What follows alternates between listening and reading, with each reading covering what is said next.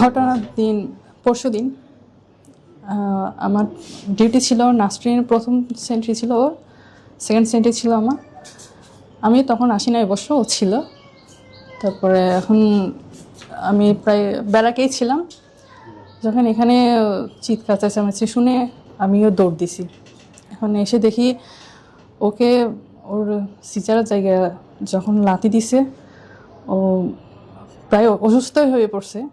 তারপরে এখন ও যখন পারছে না, তখন আমি ওদেরকে মানে ওদের এই উদ্যতনপূর্ণ আচরণের কারণ ওদেরকে বলছে আমি আপনারা শান্ত হন। শান্ত করতে গিয়ে শান্ত তো করতেই পারি নাই, ওরা উল্টা আমাকে হাতের মধ্যে কামড় দিছে এবং আমার ইউনিফর্মের শোল্ডারটা ছিঁড়ে ফেলেছে। এই যে আমার হাতের, আমি এখন ট্রিটমেন্টে আছি, এখন ডাক্তারের পরামর্শ অনুযায়ী আমি ওষুধ খাচ্ছি এবং ATS নিছি।